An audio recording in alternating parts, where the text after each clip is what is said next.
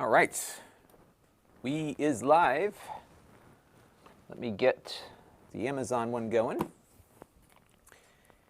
and I'll let everybody pop in. This is going to be kind of a science experiment kind of day, because I have not taken this out of the box yet. It is still all wrapped up. And you know, it's funny. So for those that don't know what this is, and let me go get the other box just so I can do a quick comparative here, because this was one thing that struck me as odd with this this new product from them. So this is a video switcher, and these are really useful in a whole host of applications. Now, I use a software solution for my production, but there's a lot of places where these little switchers can be really helpful. And I have one, I've had one actually for a while now, for over a year. So this is the one that I have been using when I need one. And this is the ATEM Mini. Oh, this is the ATEM Mini box. So this was the first one that came out. I've actually I now own 3 of these things. So I am lending. Hello, Elvis Frazier is here. I got some other folks popping in as well. So I've been lending this to somebody who needed it, and they're still using it. But the funny thing with this is that for like 250 bucks, you get a little production switcher. It's not as good as vMix is, and that's what I use, which is a software solution. But this is an out-of-the-box appliance, and they have this one. They have a Pro version, which is this one with the ability to use some recording and streaming features. So the Pro version of this, you can stream directly from. This one, you need to plug it into a computer to stream, this one. And then the Pro one has a lot of features that were lacking in this one. And then, and I'll cover the details in the review that I'll be doing later in the week. This is the new one. And this one, so you go from Mini to Mini Pro to Mini Extreme. Look at all the buttons on this thing. Isn't this crazy? So I'm really excited to play with this one. So now, what does this one do that the other two don't? Well, the first thing is that you can plug in 8 different video sources. And basically anything that outputs HDMI, you can plug into here and switch between them. Now, what this one adds to the mix is a lot more feature set around chroma key and mix effects and that sort of thing. So you can have 4 different chroma key positions set up with this. So for example, you could do some rudimentary virtual sets with this. You can't do any movement unless you've got some crazy Unreal Engine thing running. But you could set up like 4 fixed camera positions with your background for each one. And as you switch, it'll go between those. And I've got 3 chroma key positions we're going to mess around with today as I'm learning how to use this thing this afternoon. So you can do that. You've got a lot of mix effects. There's a super, what do they call it? A super source feature where you can do like a 4-up. So you can bring in 4 different inputs, I think, and have a background. So this thing for $1,000 is what it costs. Will do what some of their $3,000 or $4,000 products did just a couple of years ago. Now this is 1080p max, so you can't do 4K on this. But I think for the market that they're reaching with this, it's a pretty good deal. So then the question would be, why would you, and we'll answer this as we go throughout the video here. Then the question would be, and I'll answer some of your questions in a minute, why buy this when you've got vMix and OBS and everything else? And what I found with this stuff is that, with the ATEMs, is that if you're in a situation like a church or a synagogue or a mosque or something where you're relying on volunteers to do a lot of the streaming work, this is an appliance. So you plug it in and it just works. Like there's no, you don't have to have a computer even, because you can operate, look at all the buttons it's got on it. You can operate everything from the panel here. So you can keep it really simple if you want to go that route and just have this be your box, no computer. Now you can use a computer with it, and that's how you get the most out of it. But it's pretty simple, I think, for volunteers to use. So that's why you kind of want to look at one of these things. So I want to take a bunch of chats here. Looks like we got some excitement for this one. This is like the ultimate video nerd toy. And I would say like each iteration of the ATEM has been the ultimate video nerd toy, but now they're getting even more nerdy, which is going to be fun with this one. So Elvis Frazier's here in the Amazon chat. Michael Gibson is here. Monty Weaver is here. Everyone's looking forward to playing around with this one. Season Brown just followed us on Amazon. Michael Gibson is joining us from Ohio, and Season Brown is from Kansas. And then I've got a bunch of folks to say hello to on the YouTube chat, so let's start pulling these up, and then we'll get to work here. Romerick is first in, as usual. And Mebro3030 is here. Rob Hanks is here from the UK. And thank you, Mebro. Nice of you to say that. I'm trying hard. Got to keep cranking it. I took a little bit of an easier morning, and now I'm cranking stuff out. Michael Gibson is following on Amazon. Thank you much for that. Elvis is from Missouri. Patrick Chang is with us again from Philly. And Supersource, yes, that's what I was thinking of. Arif says, I got this. It's going to be fun. It's going to be lots of fun to figure this out. ProTech Guy, so does this do all the streaming and encoding so the PC could be anything? Yes, so this will, within limits. So I don't think it can stream out to more than one place at a time, but you could send it to, some other destination, like one of those multi-streaming services. So, you can do that. And you can stream and record at the same time. Now, the Pro version of this, which costs less, also will record and stream simultaneously. So that's what you can do there. But this has a lot more feature set on input and other stuff. DK Savage is here. Hello. Hope you're doing well. And we got, wow, so Elaine is joining us from West Africa. And Satya is here in India. Al Perez, if I get the ISO version, does it record all of the HDMI inputs or just the individual ones selected? I am not sure. Let's see, ATEM Mini Extreme ISO. Let's look that up real quick. So I'm looking it up right now for you.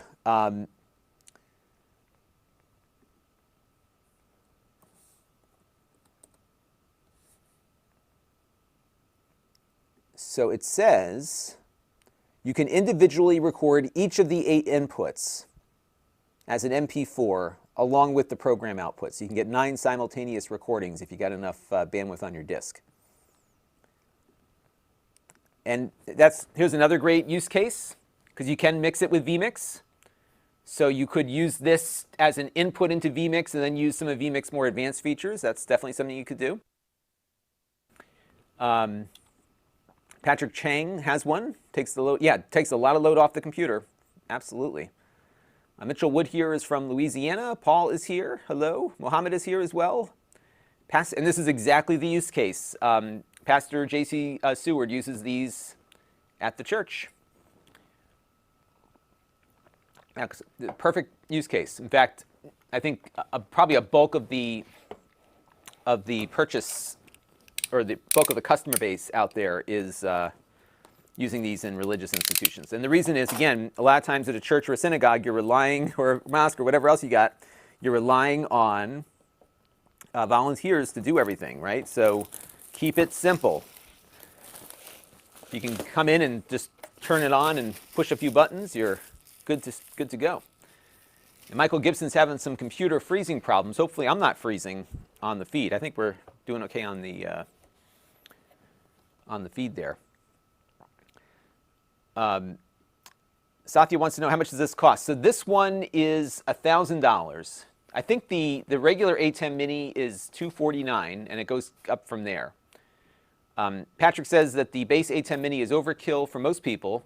I think the base ATEM Mini is definitely a very flexible device. And what I like about it is that I know a lot of people are using the ATEMs, again, for synagogues and churches and stuff. And I have a synagogue locally that was using the ATEM Mini, but with Zoom, because they like to have a more private stream.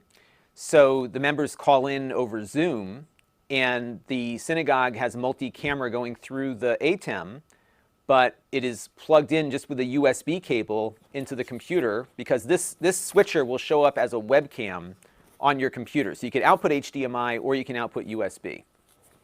All right, so now we're going through the box here. Let's take a look and see what's inside. So we've got a little thank you here. And they don't give you software manuals in the box. You got to download all that, but that's okay. And they used to give you an SD card, but now they're not doing that either, which is fine. I never thought that made sense. You get stickers with this one. You can grab your DaVinci Resolve. I need to start playing with this software. I'm a Mac editor on Final Cut. That's what I use, Final Cut Pro. But I know a lot of people are really getting into DaVinci, and it's free. Ooh. Like I said, this is like a video nerd's dream here. Look at all these buttons. These are all buttons. You can push them all. It feels a lot like the other one. It is a lot bigger. Whoa, it's pretty hefty. And I'm guessing it's going to be have a little more fan noise. We'll find out when we plug it in. And this looks intimidating, but once you get a feel for it, it makes sense. I got to figure out what these bus keys do up here. That's one thing we're going to play around with. But yeah, this is nice. But you can see you don't need anything else because you've got all the controls right on the thing here. So let's take a look at the back here. Now, this fixes a lot of the issues that people have brought up. Like with the old one, you would say, I wish it had X or I wish it had Y, right? So, and let me take you through the progression of the development of this product. Frank says, if I push all the buttons at one time, the world might end. So we need to be careful about that. So here's, I think, the big, I would say the big creature comforts here that were lacking on the other one. The first thing you're going to notice is that there are two HDMI outputs on this one. So the original ATEM, the ATEM Mini, has just a single HDMI output that just does program. So it just pumps out the program, or you can specify one of the 4 inputs to go out over HDMI. But it didn't have a multi-viewer where you could see everything on screen at once. The ATEM Pro added the multi-viewer, but you could not get the multi-viewer and program going out over HDMI because there was only one HDMI output. This one has 2. So you can put program on one, and you can put the multi-viewer on another one, and I'm guessing you can configure what those do. And then this one also has 2 USB-C ports in the back here, because on the other one, if you were recording on the ATEM Mini Pro over the USB port, you could not also send the video out to a computer, right? So that is what's nice here, because now you can record and do the webcam thing. So you got some big changes there. Power goes in here. This is not power over Ethernet. I think that would be awesome if this was, because that would just be one less thing you had to remember to bring with you. And then you've got your 8 inputs. And I've been struggling to find enough stuff I can plug into this thing today. I think I've got enough things to hit the 8. We'll see how we do here. I've got at least 6 right now, so we'll have enough to play with. You got your analog inputs here as you had before. But now you've got a headphone out, which was another thing lacking on the other 2 versions of the product. So that's a big improvement. So this kind of goes now into the realm of, goes beyond the hobbyist to like something that you could really use in a full production environment. You can just bring this thing out to wherever you're going and you're good to go. And the use cases for this are many. So you can do live streaming. You can do your church or synagogue. You can, a lot of events, when you've got the stage and the projection screens up, people use these for doing the AV at those, right? So there's a lot that you can do with that. And then we have the power adapter. And this one's bigger than the last one. So this is, how many watts is this one? 60-watt power adapter. So you're into laptop power territory here with this one. Pretty cool. All right, let me go back to my...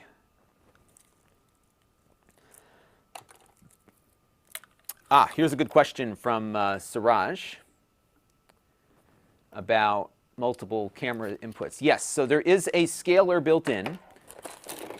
So if you have, for example, like a 1080i camera going in, and you're outputting 1080p 30 or 60, it will de-interlace that camera. It will also upscale 720p to 1080. So the old ATEMs used to be very particular about they were very particular about the input visual quality being consistent, and this one is a lot more flexible with that. Because I remember before I had to have like stuff going into scalers before I could even get it into the ATEM. That was partly why, when I went to the TriCaster, why it was so much of a relief. Because I was using the original ATEM television studio when I first launched the channel. That was my first switcher. And as you all know, I switched live to disc. That's how I do my thing here. Okay. All right. So now we're going to jump over here. And hopefully people are not having problems with the live feed here. Michael Gibson's saying there's some trouble with the Amazon feed. I'm going to check that out and make sure it's still working. I think it's okay. I'm watching it right now. I think we're good. Yeah, we're fine. And Elvis says that explains why it's not PoE. Doesn't think most switches probably couldn't handle 60 watts. Although I think the original ATEM could probably handle, would probably work over that. All right, so let's plug this thing in. Ooh. Now you're going to see the lights flicker, and that's just because the frequency of the LEDs in here are running at a different frequency than my camera. So that's why you're seeing that.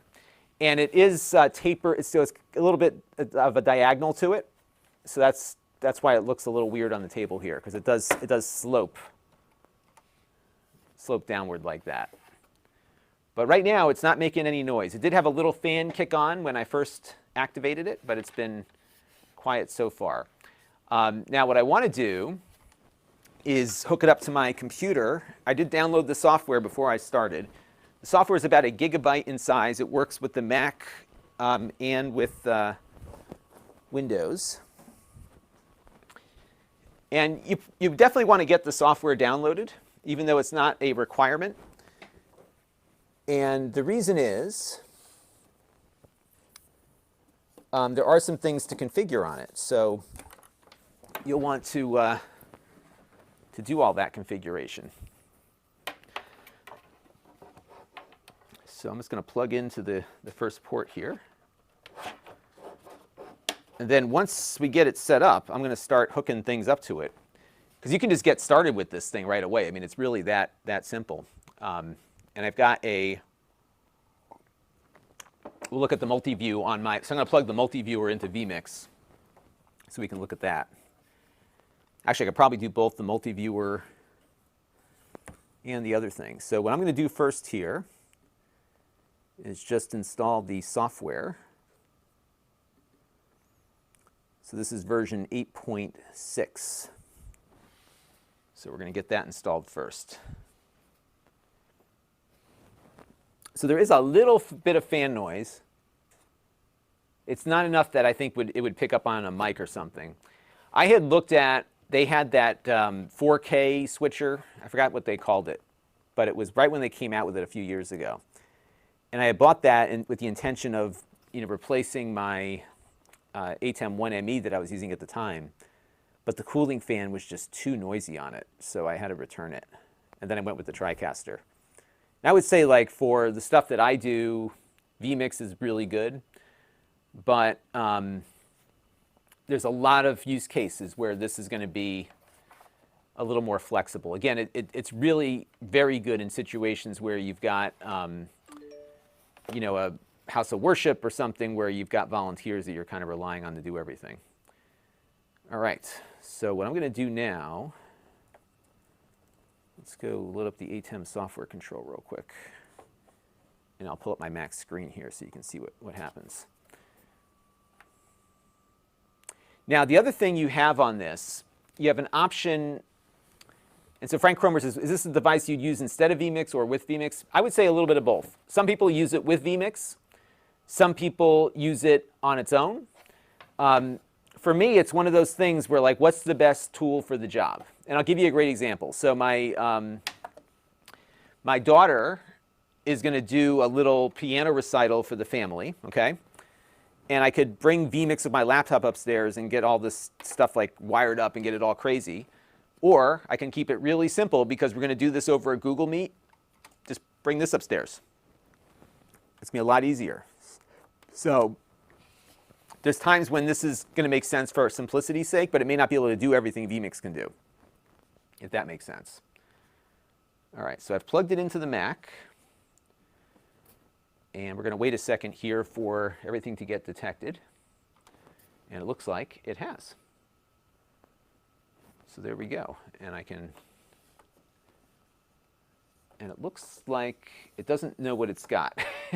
So I got to poke around with this a little bit more, because what's happening right now is that when oh, there they are. Okay, so we have, so we have camera 1, 2, 3, and watch this. As I hit the buttons on the computer, you will see, you'll see the numbers change. So I can control it directly. So if I hit 3, for example, 3 is going to light up. I can go to 4. See, as I'm switching back and forth here. So it's all synced up. So that's it. I want to check and see if there is an update for it. So we're going to load the setup software here real quick as well. And update available. Yeah, so we're going to do an update. Because what stream on my channel would be complete without an update? Now I have found that when you update these things, this is when you hear the fan kick on.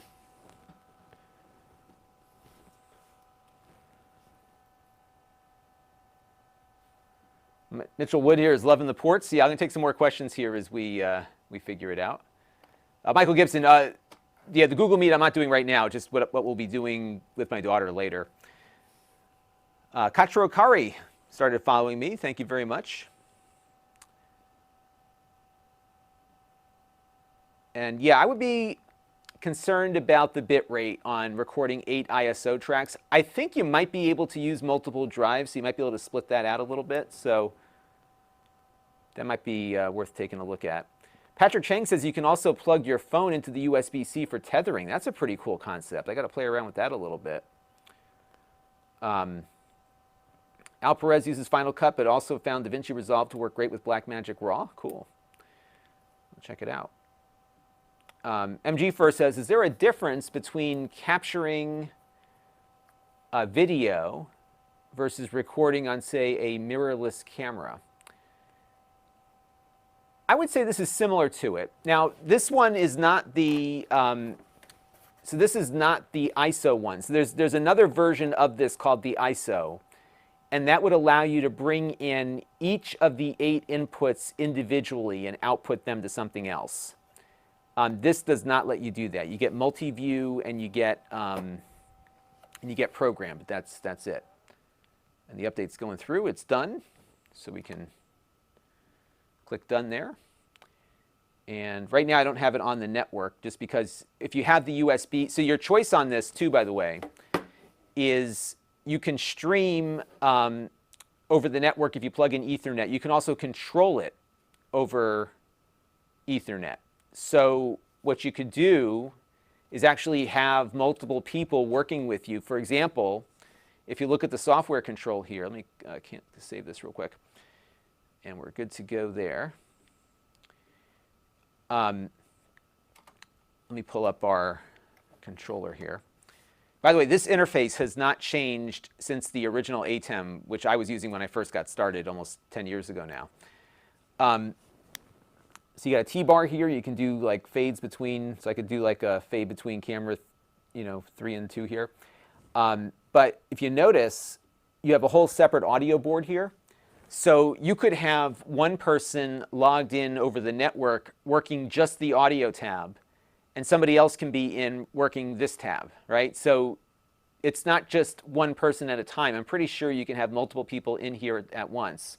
And then there's software out there. There's one package called Central Control, and that one is really good for integrating this with other devices. You can do a lot of cool stuff. You can even get like an old TriCaster control surface and control this with a TriCaster surface. It's pretty neat. Siraj says, so here's what I'm not sure about. I know that the 1080i would work. I'm pretty sure it can convert the 1080p 50. You'll have some frame issues.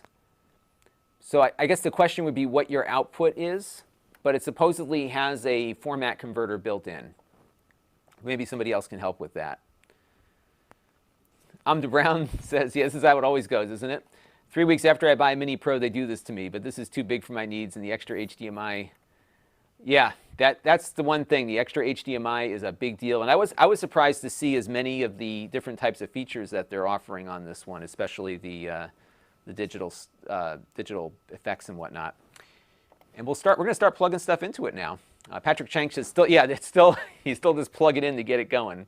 And that does, though, kind of continue the notion here of this thing being more of an appliance than anything else.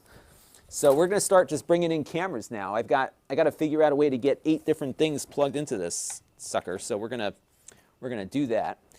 And let me just pull out some of my cables here because I've got cameras upon cameras here to plug in and experiment with here. So I've got an HDMI. I'm just going to put this one into input 2 here.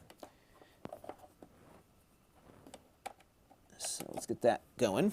All right, so now that one is in, and I just have to get the power to this camera going. What we're going to use here is, oops, that's the wrong one. Hang on a second, I got to find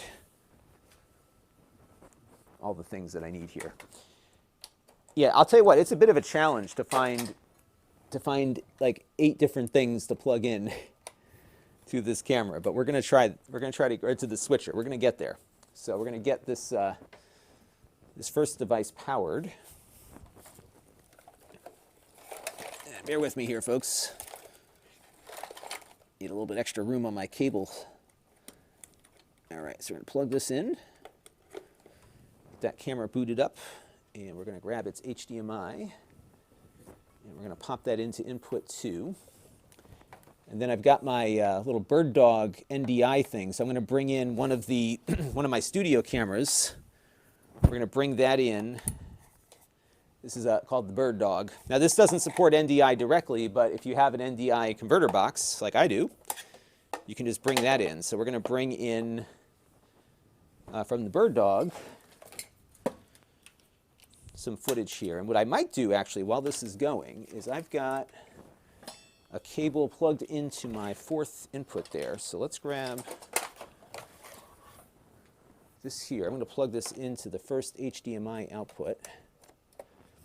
And let's see what I get. That should show up on my camera 4 here on vMix. Let me go grab, yeah, that's in there. So let's take a look and see what we get here. So I might have to, I have wires going all over the place here. Let me go back to the switcher here because I got to configure the output.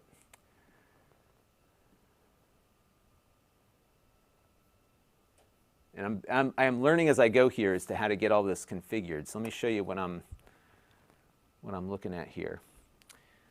Elvis wants to know, does it work with HDMI devices with HDCP? I don't believe so. You might need to get there. You could get one of those splitters that kills that. That might be worth looking at.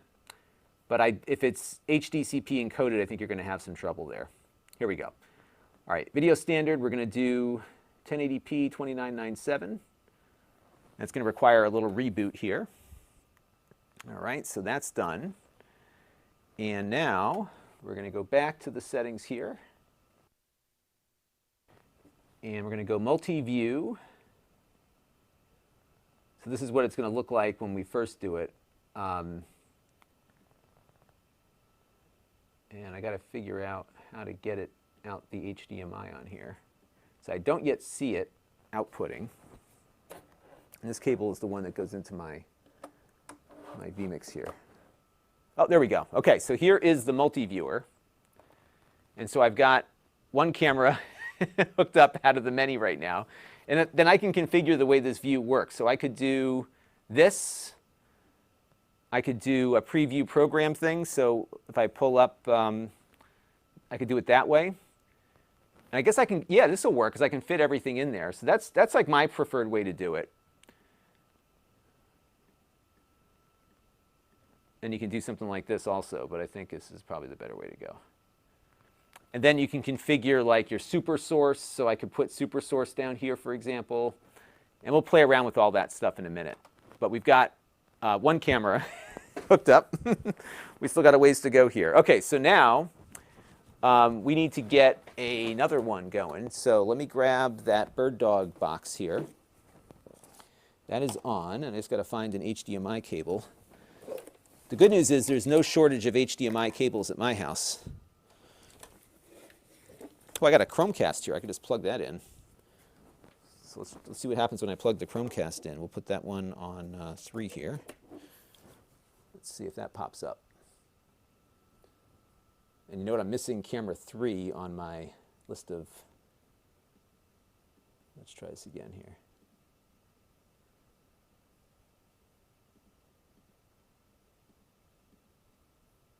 All right, so this is, yeah, we got to readjust this because I've got 8 sources.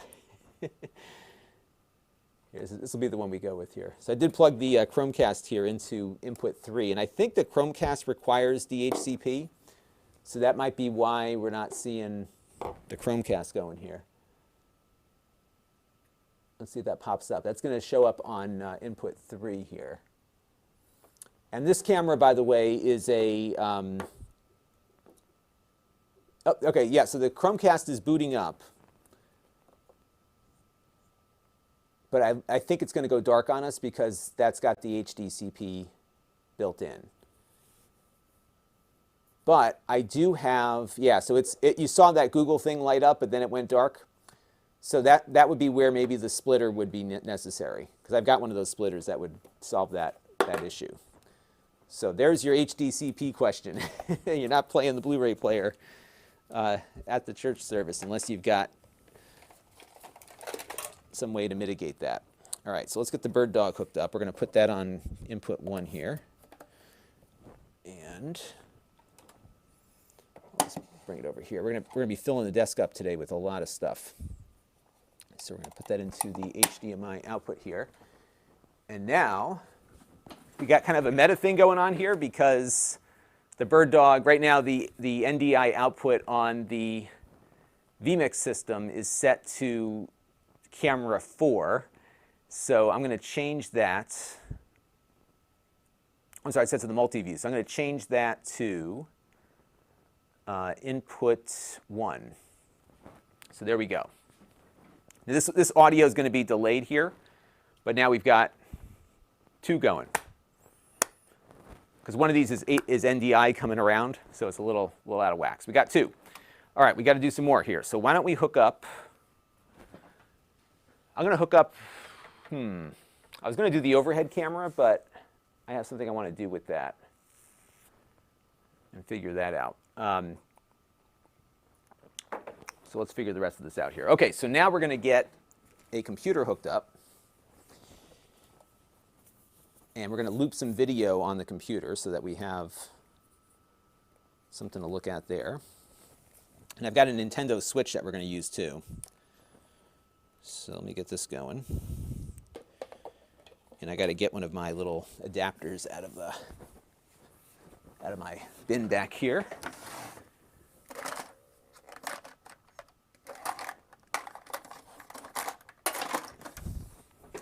And it's funny, I always have these HDMI cables all over the place, and now today I'm not finding any of them. Go figure. All right, hang on one second, folks. Let me get the Nintendo Switch going next, and the other stuff going here. So let's go and see what the chats are looking like.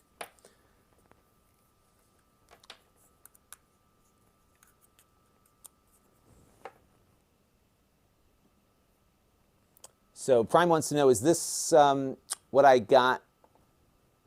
I'm assuming, is this OD for what you are doing, or did you? I got it just to review it. And I like to keep, so I have found the ATEMs to be a really good, useful tool because you often find yourself needing a tool to do certain things, right?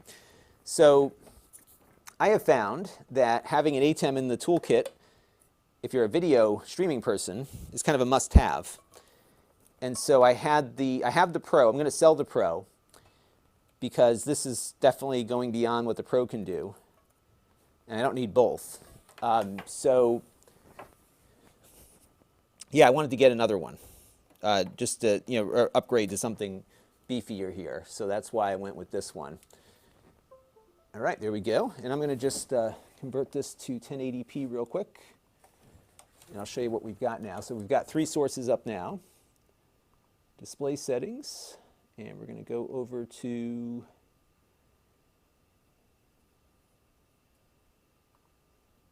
.1080. There we go.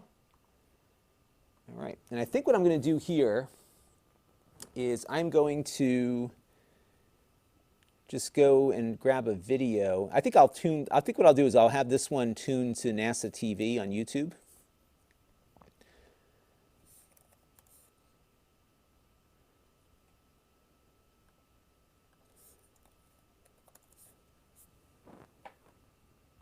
Because we can do this without any, it's all public domain.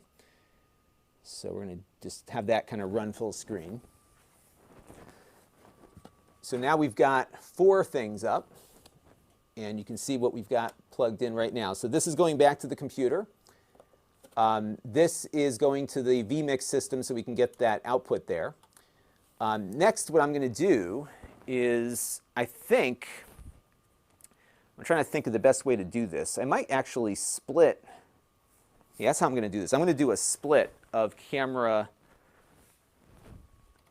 3, which is the overhead camera that I have here. So hopefully this doesn't crash the stream.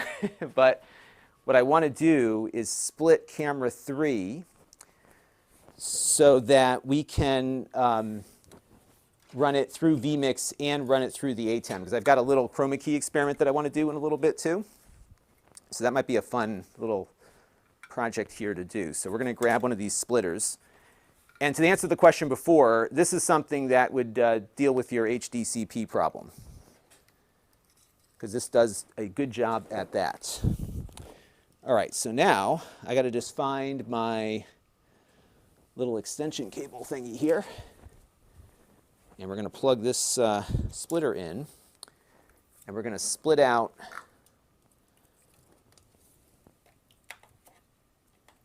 that thing there. And this is partly to help with the review I'm going to do tomorrow, because I'm trying to get as much stuff plugged into this as possible. Because to demo out how its capabilities, I need a lot of stuff that's to plug into it. So that's been the challenge here. I kid you not, I've been working through. I posted up got a video loaded up this morning into YouTube. So that was like the morning task, was just getting that edit finished and then getting to the rest of this stuff. But it's been a busy day just trying to find enough sources here. And here's a great problem that I also have here, and you can all discuss this one. Yeah, my HDMI cables just disappear. And then, like, where did this one come from? Like, I would never buy a cable this short. It must have come with something. So it's kind of funny how that plays out. Somebody's asking about the heat. Right now, it is warm. The fan, there is a fan. It's a very, very quiet fan. You barely hear it. In fact, I hear the laptop on the table. Not this one, this is fanless, but the one over there. I'm hearing that fan more than I'm hearing this. But it is a little on the noisy. Yeah, there's a fan. I think it's going to get get louder as we continue going here. Now, hopefully this doesn't crash the stream. I'm going to be moving this cable out in place. So bear with me for a second here, folks, because we're going to swap out camera 3's HDMI so that I can run the other one in. Hopefully this doesn't blow up my system. I hate messing with my production system here because it works. And that should bring us back to camera 3. There we go. So we have camera 3 again, and now I have a split so I can run camera 3 into my little ATEM here. So we're going to grab another longer HDMI cable that I've got here. And hopefully this will go the length. May not, actually. Let's see. And we're going to run this one out of there. Can it reach? That is the question. So we're going to just continually build out more inputs here until we get not quite long enough. We're good. Let's move this back a little bit. Actually, what I might do is swap this over here because this will fit better here. Okay. So put that into position 2. All right, so now I've got 4 things connected. All right, and if we go to our multi-viewer, what do we see? We have 4 inputs right now. So we're getting there. Okay, so now, what else are we going to plug in? Let's do the Nintendo Switch now. And I just got to find another HDMI cable for that.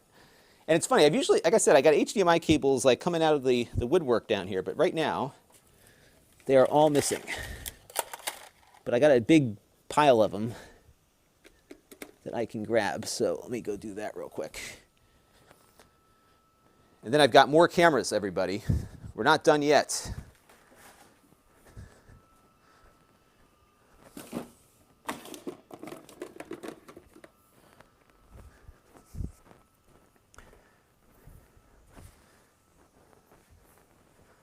So we'll plug the Nintendo Switch into position 5. And now we're kind of going beyond the limitations of the original ATEM here. Because the original ATEMs can only do 4 inputs. This one can go to 8.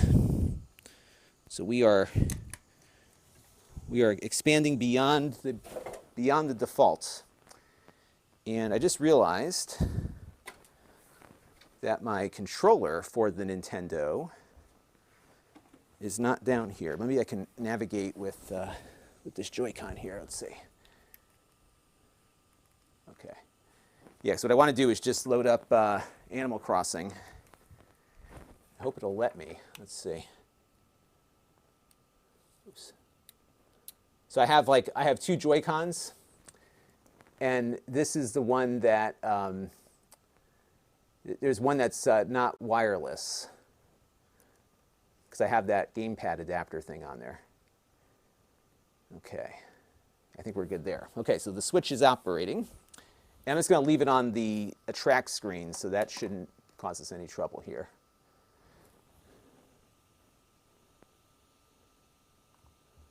Okay, sorry everybody. Oh great, yeah, it wants both. Okay, hang on a second. I got to go find a controller that I can pair up with that Switch. Does this one have any battery life to it? Of course it's dead. All right, let me just run upstairs real quick and grab that. But in the meantime, why don't we get the bird dog hooked up, which we'll do right now. So we'll plug that into input number 6. Okay, there we go. And that is not showing you anything because there is nothing to see at the moment, so I have to get that one readjusted, and I've got one more. Let me go grab that controller there real quick because I want to have that video just kind of running. Actually, you know what I could do?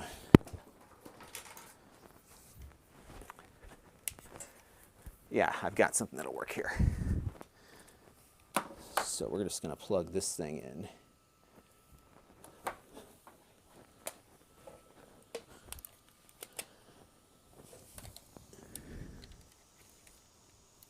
Okay. There's a lot to manage here. If I had, there we go. Okay. So now, if I'll pull up camera 5, we should see the opening of Animal Crossing going on there.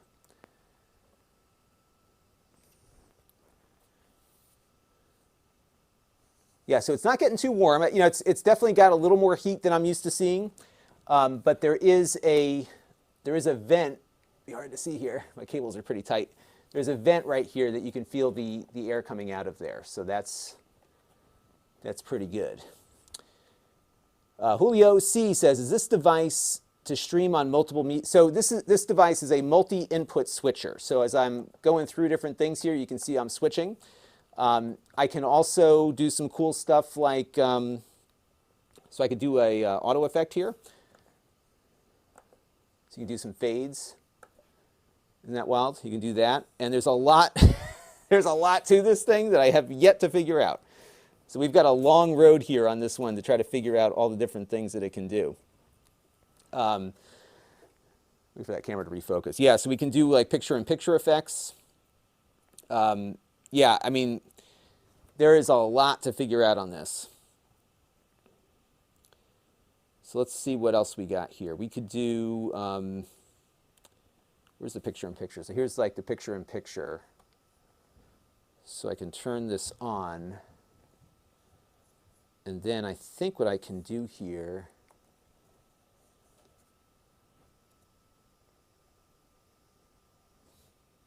oops, hit the fade to black button there. I'm gonna do that. Yeah, so I've got like a 2 up here, and then, so I think I'm figuring this out now. Whoops, hang on. So let's turn this back on. So I got that picture-in-picture. So you see that it's got 2 up plus me there. But we have some things that we can do with this. So watch this. I can go to, what do these do? Yeah, this is where I have to learn more about how this thing works. So we've got that going. I can have one thing here and I can move this around. So you have that. And then we've got this one and then this one. And I am not sure where you set all this stuff. So that's what I'm learning about today. And I'm sure a lot of you have more experience with this than I do, so I am going to be relying on that for sure. And then we've got stuff like super source. So I could select the super source. Let's turn this off. Yeah, so I've got I got a lot to figure out here. Okay, so let me get that camera over there positioned so we can get a view of what we want to see here. So give me 1 second on that, because I have some chroma key that I want to play around with too.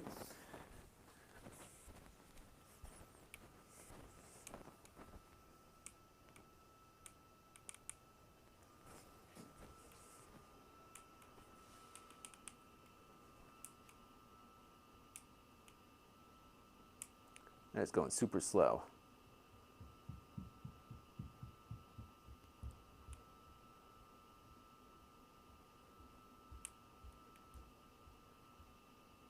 Bear with me for 1 second here, folks. I want to get this camera positioned. There we go. Okay. Yeah, this is the bird dog camera that we were looking at recently. And what I'm doing right now is just getting that camera, so I'll pull it up on 6 here. And the remote doesn't quite reach here. So let me go back over there and see if I can get it positioned. I do have software that I can pop in to control that camera directly, but this might be easier. Okay. All right, so now we've got 6, but we're not done yet because we've got to get 2 more things connected. So let me go find my other HDMI cable here. And we're going to plug this one. I've got a Canon camera kind of pointed out the window here. So I'm going to attach this up to it. And I got to be really careful not to pull the camera off the table here. And that'll give us number 7. And then we can figure out the rest of this thing. All right. So we'll plug in number 7 here. All right. And now, what happened to camera 5? That's just loading up a thing there. So then we just need to find something for input 8. And we are in good shape. So not bad. We got most of the inputs going here. And I think it's looking pretty good so far. Let me go take a few questions here. All right. Well, I missed a lot of comments here. So give me a second, folks, to catch up on this. Let me go back to page 2 here. Yes, I'm a little behind on comments, so I'll just answer a few of these as we go. The next question is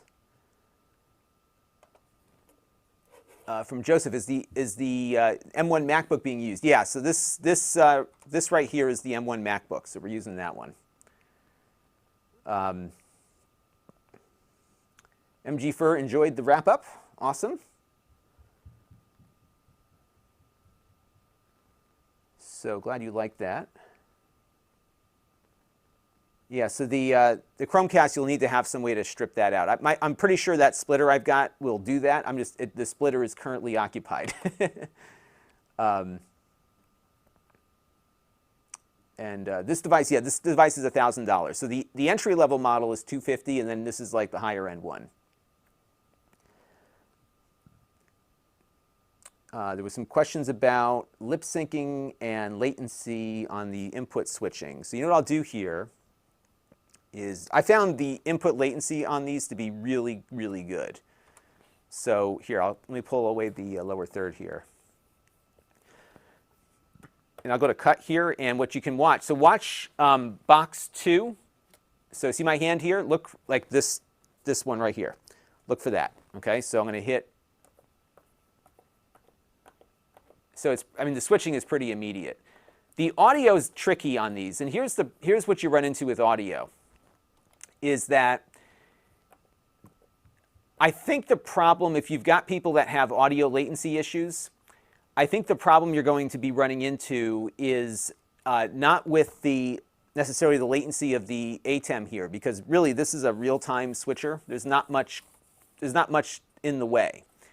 What you run into is the delay in your camera's processing of video out to HDMI and syncing that up with the audio coming in, because the audio coming in via analog to this thing is as real time as you're going to get. But if your camera is doing any kind of processing before it spits the video out over HDMI, you run into some trouble. Now, one way to rectify that issue on this device, if you're noticing audio delay, especially, why does it keep doing the fade to black? I don't know if I'm doing that or if it's, oh, you know what it is? I think the mouse here might be hitting that. Or oh, you know what it is? My hand is hitting the fade to black here as this button is super sensitive on mine, actually. Like it is like a hairpin button here. But if you're running into trouble, let me pull up the audio settings here. Because they built in on this input, see this? You click on this, and then you go to delay. So you can slow the audio down on the analog input to match the video. And so if you're running from a soundboard, so if your audio is coming off a soundboard, but let's say you're getting your video from your different cameras here, this is how you would fix it, is to go in here and adjust the input delay. And that will fix your problem. And what's neat about this is that the original ATEM, which cost the same that this one costs now, did not have that built in. So you had to buy, and you actually had to buy a whole audio converter too. So I had to have a digital to analog converter, run the audio into that, out to the ATEM, and then if you needed to do delay, that was a whole nother thing that you had to purchase. Now what I do is I bring in the audio over HDMI. So if you have your mic plugged into the camera, and you can see all these things hopping here, because all of this is audio coming in over the HDMI. So that will have no delay, because if your camera is the one delivering the audio and the video, everything's going to be synced up that way. So you'll notice there's no audio delay option on the HDMI, because it's just coming in at the same time as the video. Those usually stay in sync.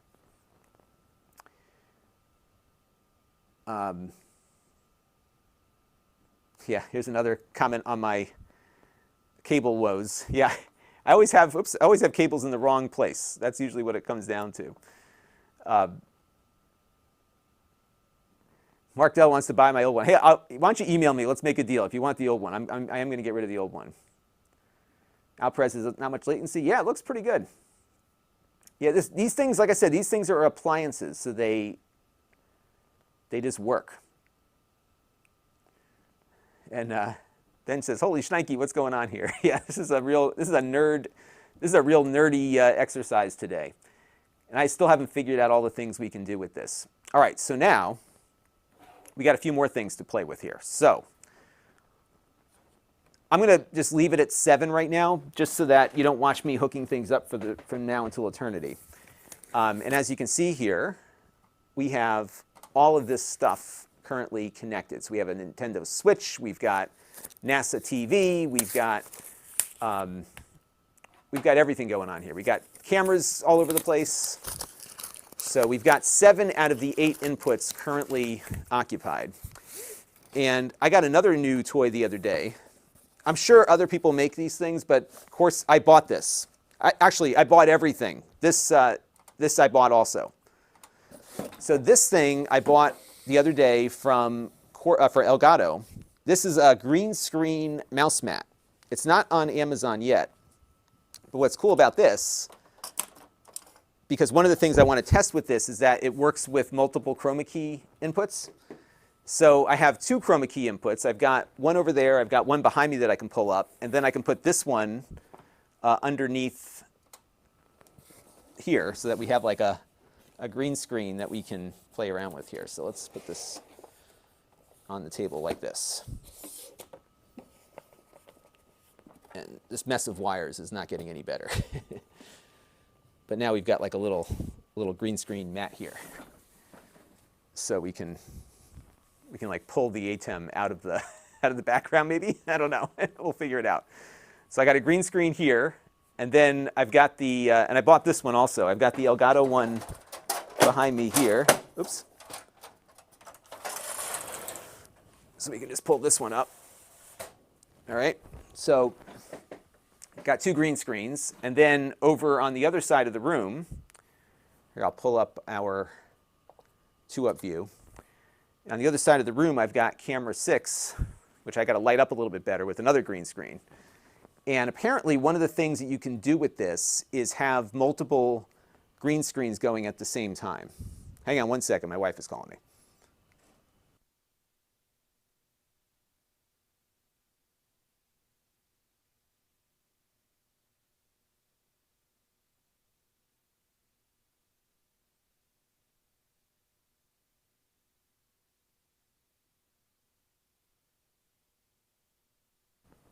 Sorry about that, everybody.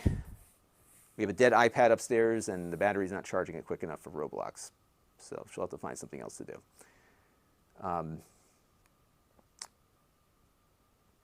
Can you configure lower thirds? Yes. So here's another question. You can do lower thirds on this. And actually, if you go to my review of the original ATEM Mini, we did do a video about that. So you can see how the lower thirds work. It's not ideal. I think vMix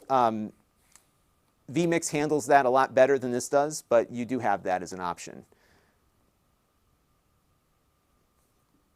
And right, Al's got it answered here. Mark Dell's wondering, can it do more than the others? Yes. So this will do a lot more to the others than the others because you have the super source, which we need to figure out how to use. So let's take a look at that real quick, because that'll be our first little experiment here. And let me pull Mark off of here for a second. So we can go over to super source, and we can have a couple different layouts. I'm guessing we could probably adjust these as we need to. And we're going to say box 1 will be camera 1. Box 2 will have it be camera, let's do camera 3. So you can have 4 sources on this at once, it looks like. Box 3 will do camera Let's do camera 5. And then box 4, we'll do camera, I don't know, let's do camera 4. Okay, so now you can see that kind of building there. And then if I hit the super source button, which is right here, let me show you, which is right here, watching? Boom, look at that. So now we've got a 4-up program thing. I'll figure out a way to get the video out of this in a second. And then what we can do, so right now, my background is here. I'll show you so look in the upper right-hand corner here. And actually, I'm going to simplify this for you also. So let's go to, yes, right now this output is programmed there. Let's make this a little simpler. Oops, I'm really messing everything up now. Yeah, I'm just going to leave it. Okay, so look in the upper right-hand corner where I am, right, like that upper, you see those boxes there? What I want to do now with the super source is figure out how to get something in the background there. And there's all these buttons to push. Let's go back to super source. Oh, fill source. Okay, so I could put in the background, I could put camera 7 in the background, for example. So now we've got 4 boxes. See that? And I can try to, let me get one more video source going here. So what I can do is hook this up to my NDI input, because I've got all the inputs on the vMix system maxed out right now. So let me boot that up real quick. And I got to go get another HDMI cable. And I can run the program output to full screen so you can see what that looks like. And while that's going, I'm going to turn on the light over here. See if we can get that chroma key going.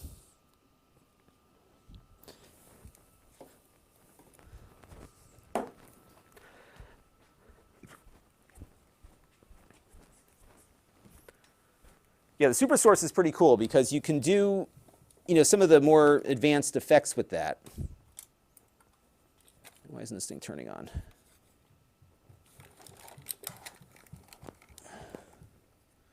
This thing die on me? Really? There it goes. So put the input here. And we're just going to go in and plug in to output number 1 here, which is going to be program output. Okay. And it's still not getting too hot. I'm not hearing a lot of fan noise. It's been pretty good so far here. Okay, so now, see if I can get that camera to tilt down without having to get up again. Doesn't have to get up again. All right, so now let me show you what the full screen output looks like.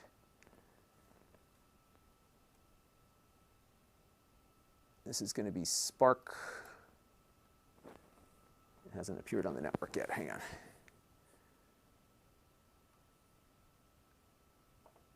Bear with me, folks. My little Spark box hasn't shown up on the list yet.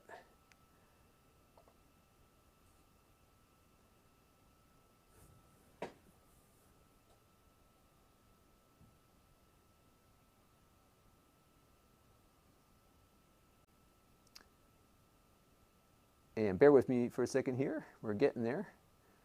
And while that's going, I will take a few more questions. Yeah, I'm going to try to simplify this for everybody, too, so you can understand what's going on, because there's a lot of stuff on the screen. It's hard to figure out. Prime enjoyed the NFT version of video that we did the other day. Coffee Talk and Tech needs about 500 to 700 milliseconds of audio delay with his OBS. And that's what I mean. You got to always adjust that audio delay.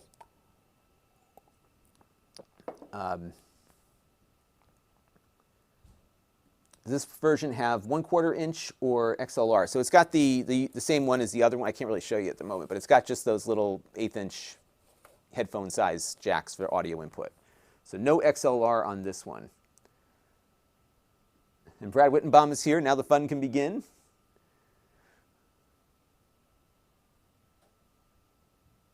Yeah, so this is that's why I'm trying to get this this output to work for everybody, so you can actually see what I am doing here. And for some reason, my little, here it is. Okay, so now this will make a lot more sense.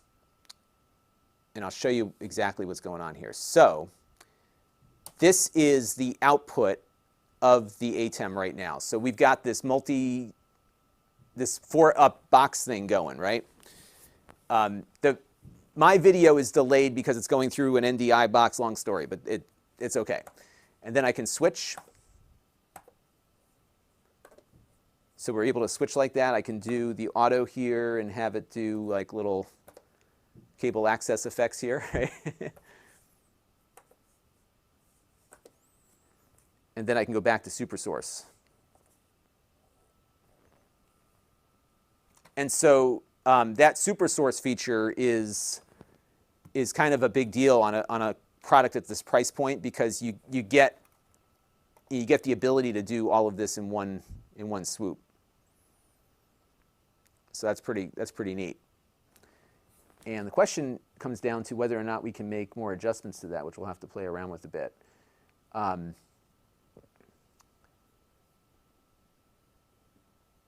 so these are the presets, and I think I could actually make these boxes like a custom box if I wanted to. And I could do something like this, kind of adjust the size of all the boxes. I could go down to just 2, like overlapping. These are again the defaults, but you could kind of configure this any which way you want for that. So that's cool to be able to do that. Yeah. Now, this has a bunch of upstream keyers also. And I've got to figure this. I've always struggled trying to figure out the chroma key on this thing.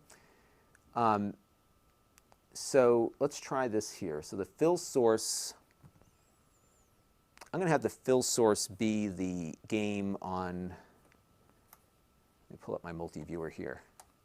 And I'll show you what I'm looking at too. I should probably get a multi-view on screen for you all too. So what I'm going to first play with here is getting camera 2. So you've got 4 different upstream keyers here.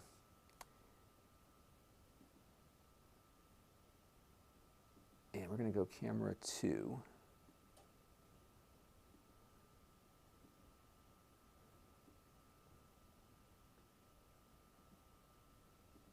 All right, so let me switch over to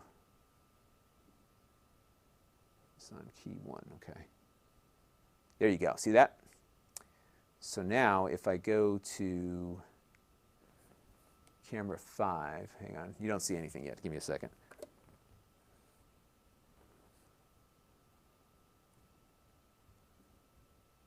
So now we've got chroma key. So what we normally have here, see that? And this is not like adjusted or anything else. But now you can see the ATEM here on top of Animal Crossing. And that's on one of these, right? So if I switch now to camera 3, yeah, so that's going to define the background. And I'm trying to remember how this works. Because I got all these buttons here. I got all these bus buttons. I don't even know what these bus buttons do up here. Okay, so if I do that, and if I switch to 2 now, yeah, so that does what I thought it did, okay.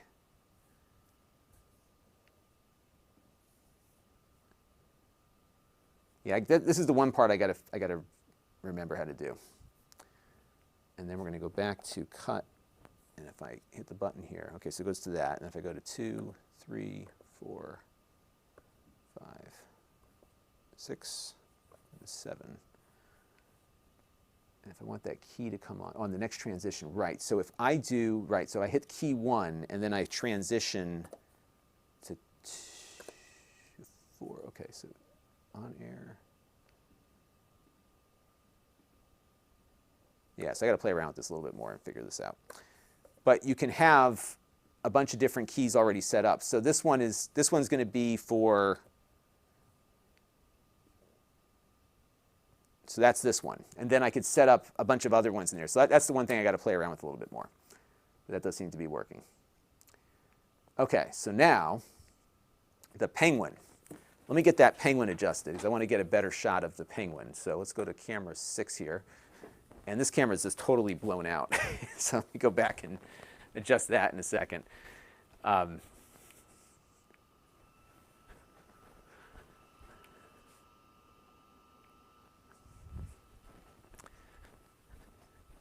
I'm just running out of computers here. That looks a little better. So I was hoping the remote would go this far, but it doesn't seem to go that far. So let me go over to my Windows computer here and just adjust the... So I've got some software on the computer that I can use to adjust that camera. So this is that bird dog camera that we looked at the other day. And what I could do is pull this up. Let's see. You see how confusing this can get when you've got like 3 different video systems running at the same time? It all becomes super confusing. Okay, so let's go to camera 3, and I'll pull this up here. Okay, so now I can just add the bird dog camera here. All right, there we go. And now we've got them. So we can, oops, just adjust this too.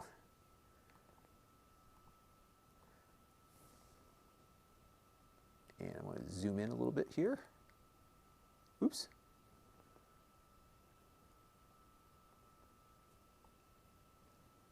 So this camera does better once it gets like its subject in frame there.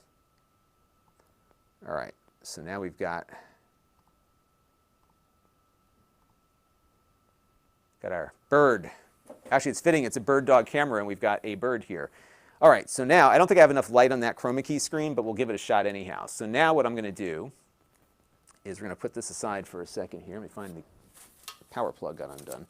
To be honest with you, I don't even know how I'm going to like shut down for the day because I have so much stuff plugged in right now. I have no idea like what is even on right now. So this gives you an idea just like of how much room you've got to work with.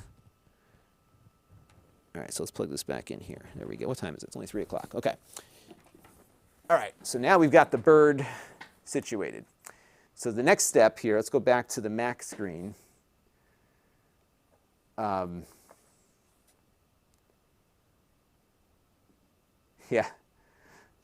This needs, and actually, here's what's neat about this.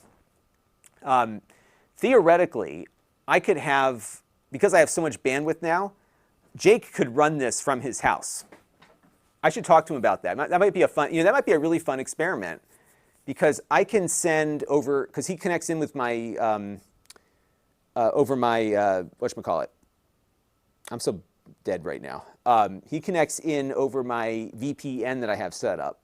So I could send him a VLC from the production machine, and he can actually control the stream remotely. That would totally work. We should play around with that as an upcoming science project. Okay, so now let's go back to the Mac and figure this out. Okay, yeah, here's another one that's from Mark. Always count on Mark to keep us entertained here. This is a good one. We need a better shot of the penguin. The penguin! All right. So now let's go back to the Mac. Now remember, our key 1 here is the overhead shot. So we don't want to mess that one up. But now we can go to key 2. So if we go to upstream key 2, and this is the one thing, like vMix just makes more sense to me when I'm playing around with this stuff. So let's grab a chroma sample. And what you want to do, and the other thing you really can't see in real time where it's dragging. So the fill source on this one is going to be camera, let's see, camera 6. So you don't get like an image in here of what you're seeing, right? So, but that's the green of the green screen. So we're going to grab that. That's what we're going to key on. And now if I put this one on air, yeah, check it out. Hang on, let me go adjust to, Here, I'm going to put them in front of something else here. Yeah, I'll put them in front of Animal Crossing. So, you ready? Check it out. Isn't that cool? So, I mean, the keying is not perfect. We can adjust it a little bit more. But it's doable, right? So I can adjust the edge here a little bit, get them a little. And it's not quite real time there, but it's close. But I think, you know, for a hardware device, it's a pretty clean key. Not bad, right? And then, so when that's on air, again, I'm still trying to remember how this all works. So if the next transition, so if I go to 3, okay, that's how that works. So what you have to do here, this is what you do. This is on air right now. So what I could do is select key 2, and then if I take camera 4, yeah, that didn't come on, did it? Oh, I got to take it live. What is live? I can put him on top of me like that. So as long as that's on air, I can switch him that way. But what's nice is that it's retaining different chroma key settings for each thing. So if I put one on here, now I've got both, right? And I can turn that one off. So I can layer these on top of each other. Now what I'm not sure about is whether or not you can scale this, because I think it's like one or the other. So if we go back to the software, each of these upstream keyers has a DVE function. But if I enable DVE, it becomes this. So you lose the chroma key. But there is a but, because what I could do on key 4, yeah, no, it's not going to work either. Yeah, that's what I've got to read up on how this works to get all that figured out. But there you can see, though, that we've got a chroma key for this, and then I can key up the other key like that, or put them both on. But I can't move him because I can't do a chroma key and a DVE on the same thing. Hi. So that's cool. All right, what else we got for questions here?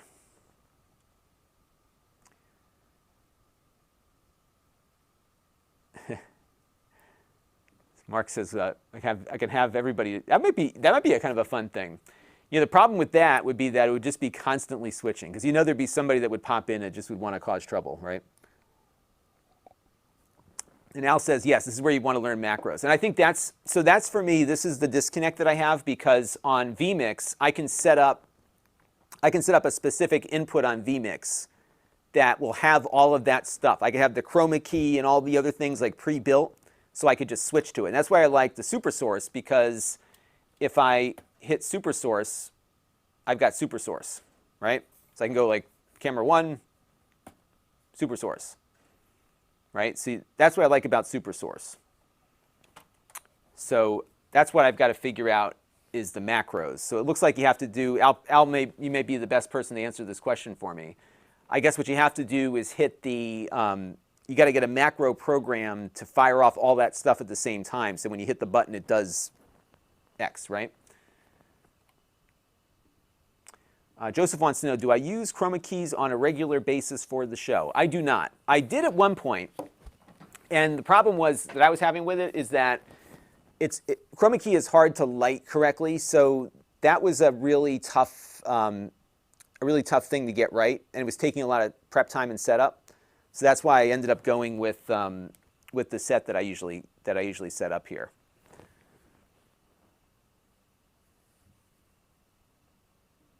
And Mark said, doesn't YouTube? Yeah, I think YouTube does have a way to do multiple cameras. I got to read back up on that. But yeah, this is cool. It seems to be working pretty decently. Yeah, the tricky thing is I got to figure out the whole chroma key thing. But you get a sense as to the layering you can do here. So we've got, we have this. on top of the super source.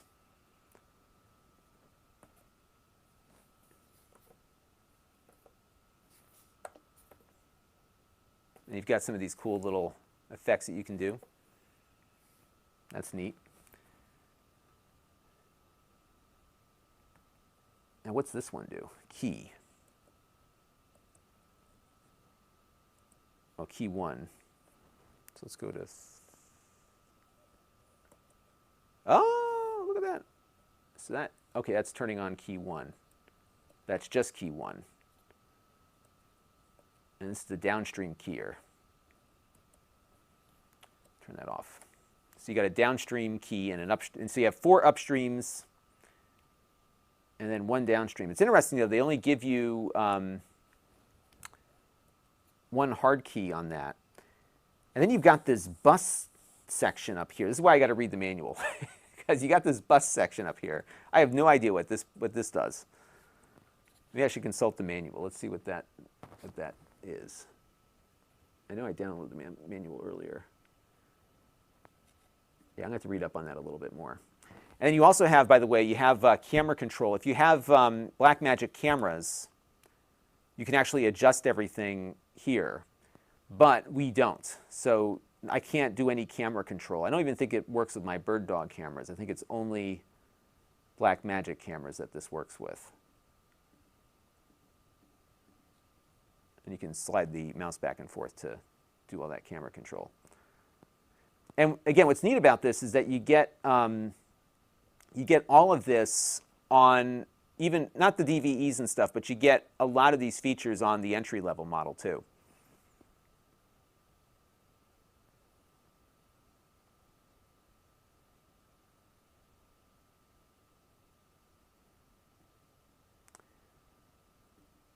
So here's a question from Lon Dog. Let's see if we can figure it out. With the green screen background, is it possible to add a picture or a video loop in addition to an HDMI input? Can you play something other than HDMI? Yes, you can. And that, though, is one of the limitations of how this thing works. So, for example, and let me cut over to the control panel here. So unlike vMix, where I can just load in a video file, this doesn't have the memory to run an entire video on it. So what you have to do is you can load up like 20 still frames and have it kind of run through those. So if you had like a bug or something, you could kind of have that looping in the video player. But there's not a lot of memory on here to store that. So you can see here it's just still images. Like there's no video playback that you can really put into this. So the strength, I think, of this version is that you have so many inputs that you could dedicate one of those as a virtual VTR from a computer or something like that. So if you were using like OBS or a TriCaster or a vMix, you could put a video file up and just have it looping, like I was doing a few minutes ago. And I think that's the better way to go, especially given that you have all these inputs on here that you can work with. But yeah, Elvis Frazier says that the chroma key is pretty good. Yeah, I'm impressed because I am not. This is not ideal lighting here by any stretch. You know, I'll pull it back up here again for you. So this is not ideal lighting by any stretch, especially where that bird is sitting. So he's on input number 6. So you can see just how dark and unevenly lit that green screen is. But he looks pretty good there, doesn't he? And we've got these DVE effects that we can do also. Let's put them up on...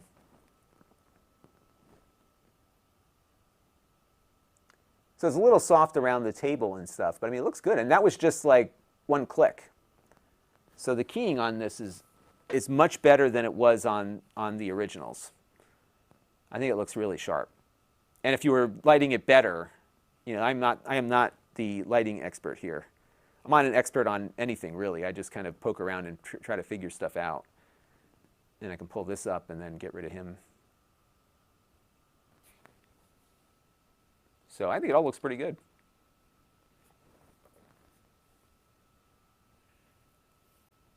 So he's staying See, it's weird, right? Like he's on there. Oh, I see, I'm hitting it twice and then he comes up. Oh, that's the T-bar. I see. So what if we do just straight cuts here? Oh, okay, so he's mapped to, camera 2 is mapped to that. I got it. Bill says it's just winging it. That's exactly it. I just wing it.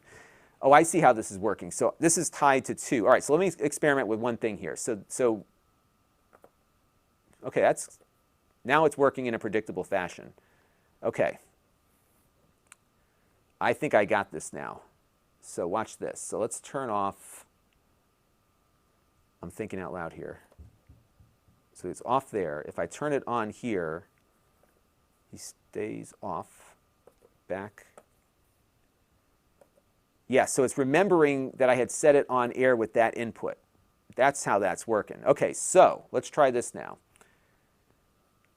I'm going to turn them off on everything.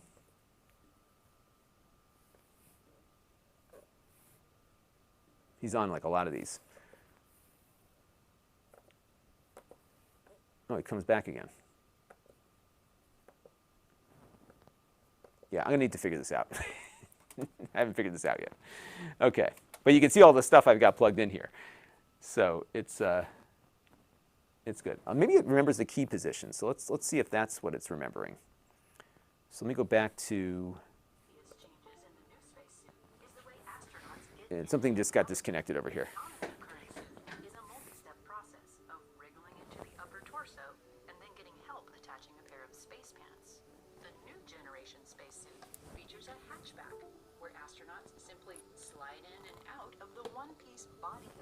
Bear with me for a second, folks. Something just got disconnected here.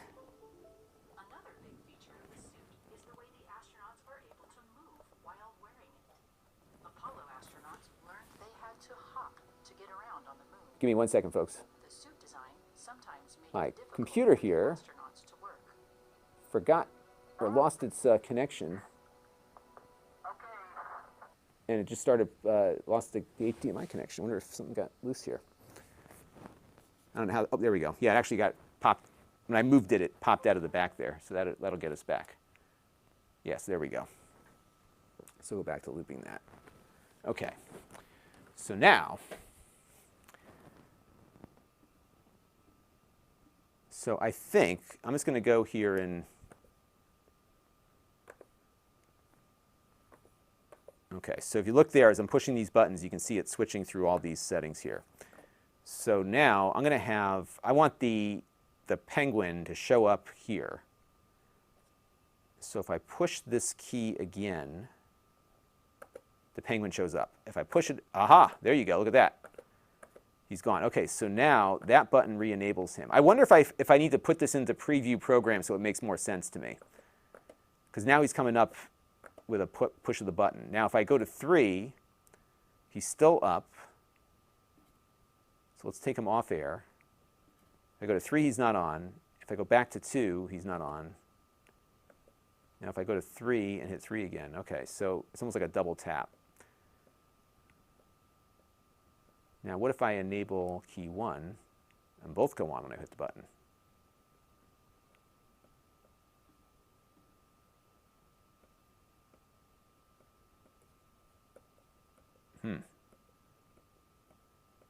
Yeah, that I'm going to need to do some more time on. But again, you get 4 of these upstream keyers. So that's what I got to figure out for my review. And what I'm trying to do for the review is basically come up with, so I've been trying to rack my brain on this because I have covered now, so I did a review of the ATEM Pro, and now I've got the Extreme. And I kind of want to talk about what's different from the other ones. So that's what I'm going to kind of focus on there. And I wish I knew what these buttons were at the top. This might be just the, oh, I see. These are the, oh, wait a minute. Okay, wait a second. Wait a second. K1 chroma key. Aha. So these might actually set up the upstream keyer.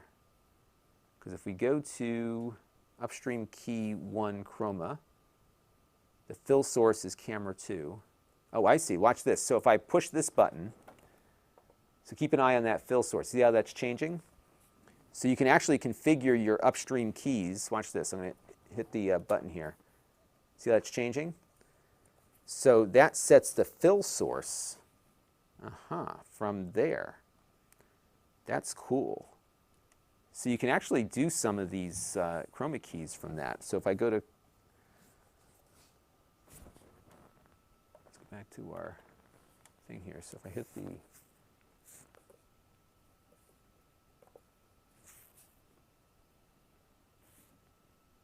there's our little guy again.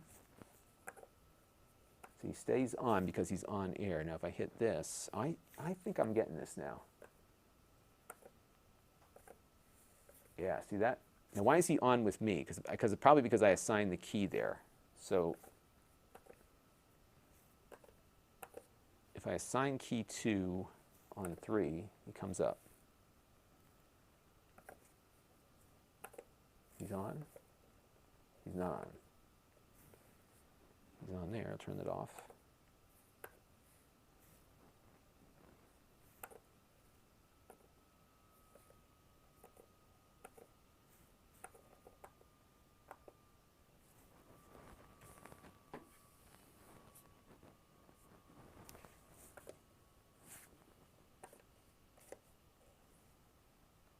Yes, I got to play around with this a little bit more, but I think I'm getting it. I think I'm getting it. All right, let's take some more questions here, and then I'm going to get ready to head off and read some of the instruction books. All right. So Lon Dog is liking what he sees on this thing. Yeah, I think this is a pretty powerful, oops, wrong button. I think this is pretty powerful. I mean, when you look at the price point on it, my one complaint, and this has been an issue I've had with this thing forever, is that the chroma key is a bit complex. And I'm guessing it kind of works the way some of these old switchers used to work. But I'm still not understanding, like as I'm switching through here, why he's showing up on some sources and not others. So that's the one thing I've got to figure out. But what's cool is that I can change, if I go to key 2 chroma,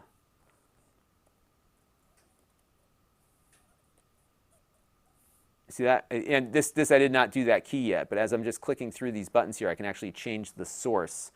So that's kind of neat. Like this is giving you, let me get rid of him for a second. This is giving you control over what goes on air.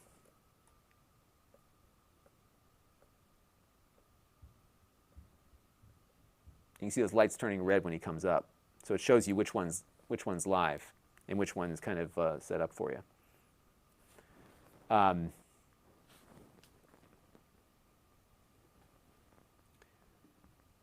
whoever wants to see, yeah, let's try the green screen. Now note that when you see this green screen on the ATEM, this is going to be, the speech is going to be delayed because of how I'm bringing the video in. So just be ready for that. But what I'll do here is we'll go over to, so we'll put this on key 3. So let me get rid of that and this, and we'll go to key 3 and the fill source. And actually I could do this, oh, it's interesting. It doesn't have a key 3 on the control panel here. So the fill source on key 3 is going to be camera, what camera am I on? I'm on camera 1.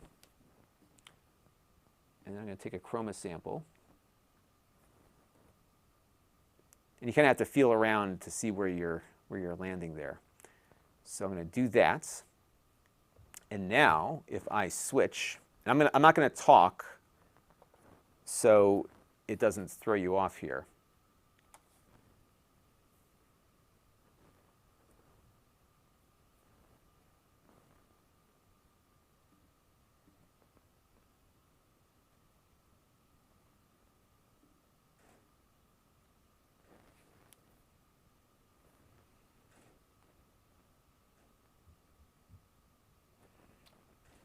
Now you'll note that you can't, I can't crop it, I don't think.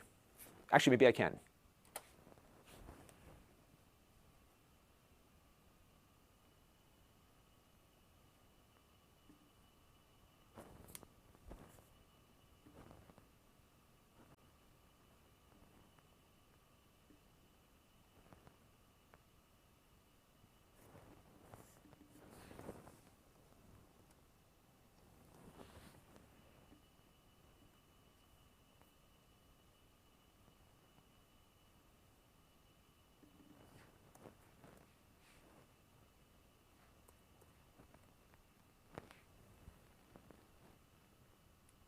So I can crop it.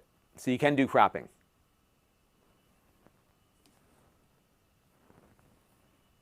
So you can do that. Yeah, so that's something I can mess around with too. Now what does this flying key do? Ooh, can I move this around? Let's see. Oh, it's just the... yeah,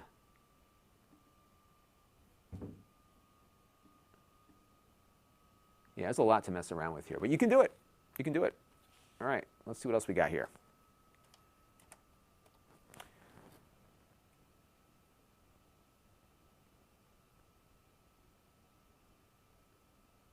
All right, I'm just reading through some more questions. Some talk about space pants. Yeah, I've got NASA.TV just kind of running there as we're messing around with it here. Let's take a few more questions here.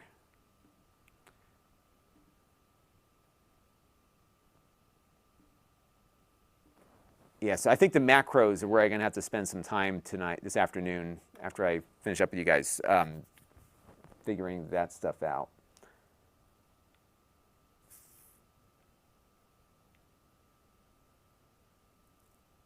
The computer wanted to tell us where the space pants were. Looks like they're doing a static fire test today of the SLS at the Stennis Space Center at 3:45. Huh. We'll tune in for that.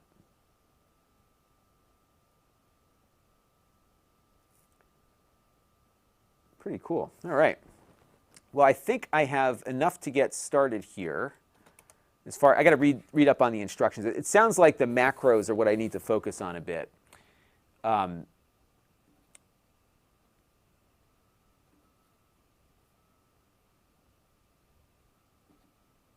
see here. Let's check my email real quick. I keep checking my email, and I'm getting nuts about this. So for those of you who have been following me for a while, I've been trying to do, I applied for that space thing, the Inspiration 4 mission. And I've been waiting for them to pick who's going, because I haven't received anything yet. Nobody has. We're all just like on bated breath. The judging has happened. Like, I'm guessing they must have picked somebody by now. So it's probably not me. But here's what's crazy, is the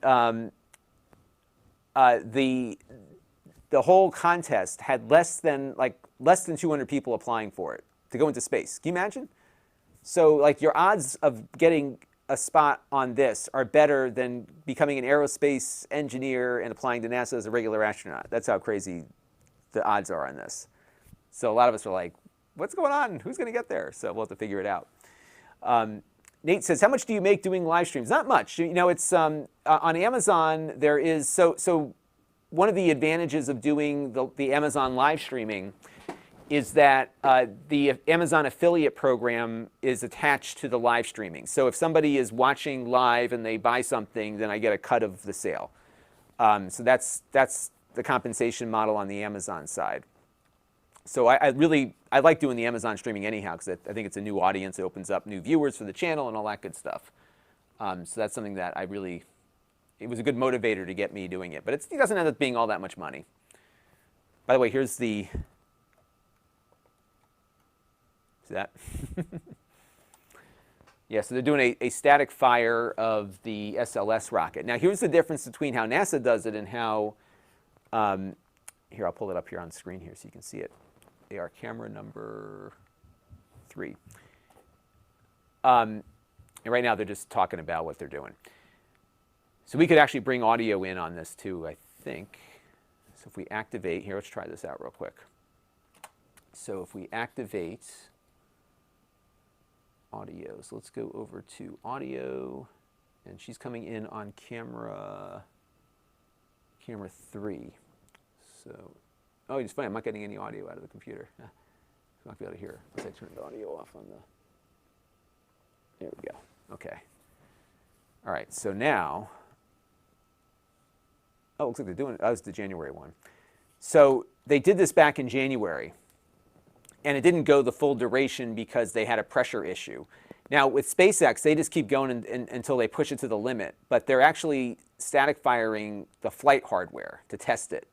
So they're very risk averse on this because they don't want to have a catastrophic issue with this. Okay, I have to activate the audio. That's right. So let's turn on the audio. Okay, there we go. All right, so now what I've done here, I'll show you what I'm doing. I've turned on the audio. I'm just going to bring it down a little bit.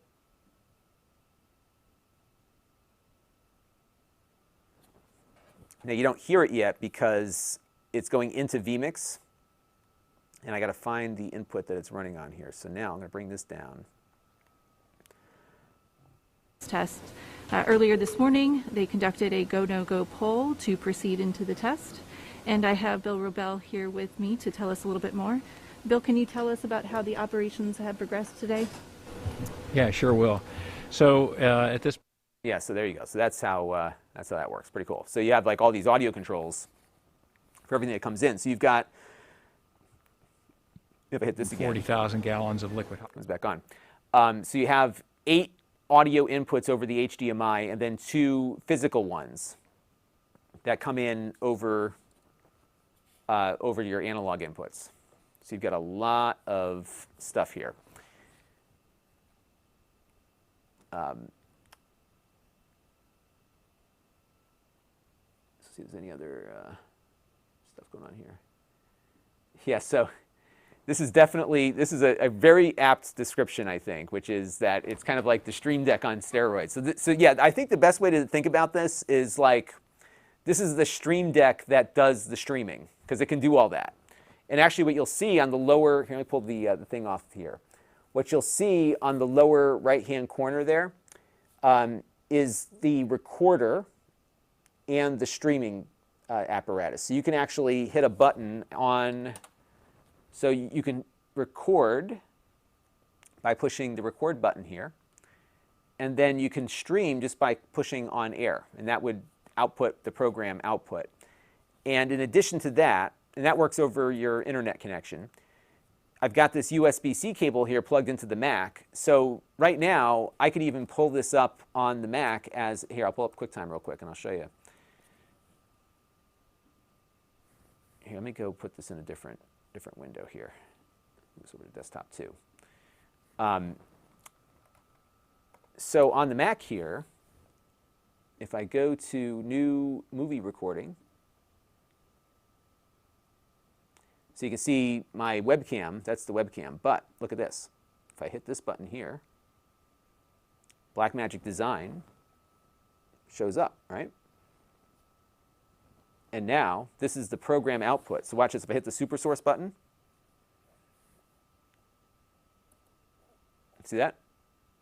And I got my key on again.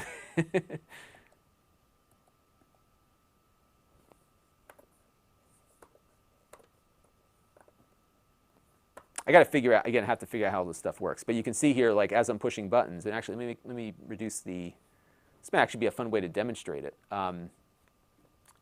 Because this is just coming in like a standard webcam. And if I go back to my control here, you can see me switching between different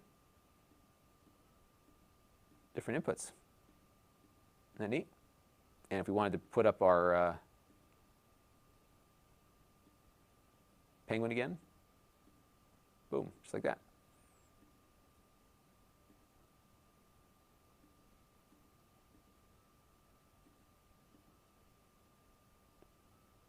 So,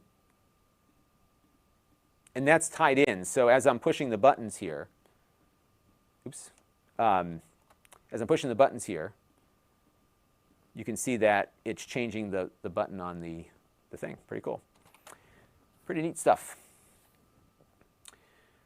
All right. Well, everybody, I have some homework to do before I shoot my review. My plan is to shoot the review tomorrow. So I'm going to go read up on a little bit more on how to use this thing. And I've got to turn off a whole bunch of stuff that I have hooked up right now. I got more wires. I mean, it's kind of crazy you're in this room right now. So we'll get that figured out. But I want to thank you all for tuning in with me as I have been experimenting with this monster video nerd toy. And I know a lot of you have an interest in this thing, so we'll figure it out. Frank Cromer says, if only had a reason to buy one. Yeah, see, I barely have a reason to buy one. With all my computers, I don't really need this anymore, but it's kind of neat. And you know what? When you think about it, you know, it simplifies. Even if you use it just as a straight switcher, it might be easier to bring stuff into vMix from this than it is to actually get 8 different HDMI inputs, right? So that's kind of the thought process I've been running through with this. So we will figure it all out. I got your email, Mark Dell. I will be in touch. And let me pull up my end of stream here for a second. Yes, I got to do a little bit of reading on figuring out the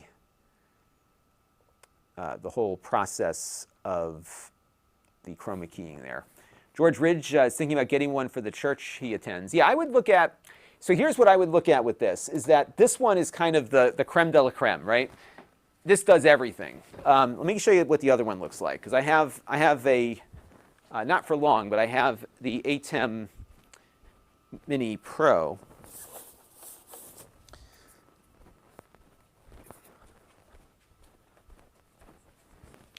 So this is the other one. And if you only have 4 cameras, this is probably the simpler way. So excuse me, this is $1,000.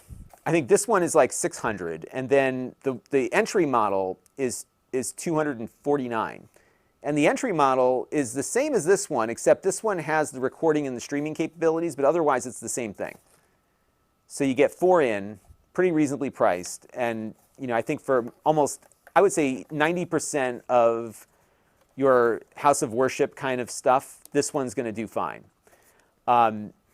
This one is when you've got a lot of cameras that you want to control and you really want to go crazy. And you've got, you know, I think the Super Source is a great feature, although it's not letting me push it anymore. Did it lock up? Yeah, it locked up. That's not good. I wonder if I did something on the software side that's, so it's still outputting video, but it doesn't seem to want to switch. There it goes. Let's see. So the button here is not working at the moment. Actually, you know what it is? It's just not lighting up. I got to mess around with it a little bit more. Let me turn off all these keys also. That's probably contributing. There we go. That was me. That was a user error. But this one's got the Super Source. You can you can layer and scale and do some pretty cool effects with it. But I think the 4-camera one, yes, he says the 4 camera is probably what they're going to go with. And I would say, you know, I would go with the Pro if you're trying to simplify the whole streaming process, because it's a good idea to have a computer to use with this, but you set it up once and then you're good, right? So if you have like the YouTube Stream Now thing going, when you hit the on-air button, it just starts streaming. There's nothing really to mess around with. It just works. And so for volunteers, I think that makes a lot more sense. So I helped the local synagogue get going with theirs. And like I said at the outset, what we do with the one we have there is we use the USB out, because they use Zoom. So we just have this show up as a webcam inside of Zoom, and it works wonderfully. So it's really good. George says, how do I make sure you get your cut from Amazon? So if you click on any of the links down there, so if you buy the Pro or the regular one, you can see them down in the on the carousel there. If you click and buy from one of those links that you see on screen, I'll get credit for that. So no worries there. Also, if you watch one of my videos that you'll see on these products, you'll get my cut there too. So, but you can see the difference though in size between the Mini and the Pro, or the Mini and the Extreme. It's pretty big. It's a much bigger unit. But I'll tell you what, this thing is pretty much like what you would expect out of some of their pro level gear. It's a beefy monster, for sure. Let's take a few more questions here. Marius said I managed to totally. Yeah, this is. I also have to figure out the best way to demonstrate all this. I'm just tinkering right now, so it's really. What's confusing about what's going on here is that I have two different video switching things going on right now.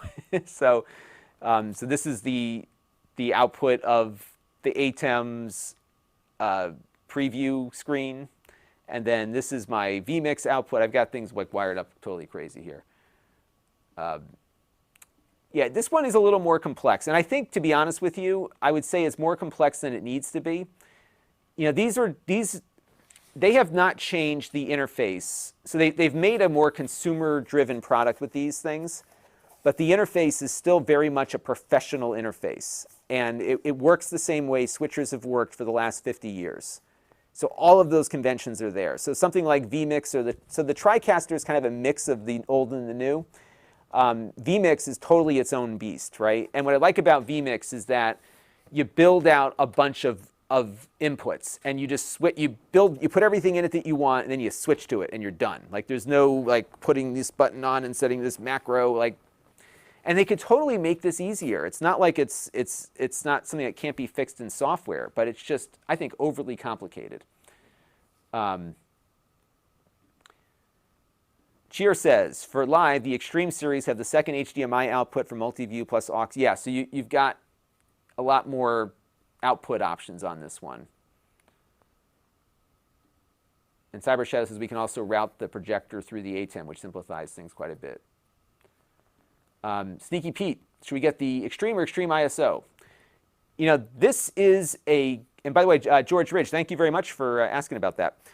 The question is really about what you need to do. So if you need to record one or more of the inputs, irrespective of what's live in program, then the ISO is definitely worth looking at. If you don't need to do that, I think on the Extreme and the Mini here, definitely on the Extreme, you could have one camera locked to the second HDMI, for example. So you can do essentially like one ISO on this one. But if you really need to record everything independently, then the ISO might be worth looking at. But you got to have enough disk bandwidth to handle all of that. On the flip side, your cameras might be able to record ISO themselves, right? So you might be able to save a little bit if you can record on camera while you output. Alex says, it's huge. It sure is. I didn't realize how big it was until I put the other one up next to it. Look how big it is. It's huge. It is quite huge. And yeah, if you want, if you go on my channel, so, and I know people are watching in two different places. So if you're watching on Amazon, if you go to the Mini Pro or the Mini, you'll see my video about each of these. And my reviews are kind of foundational.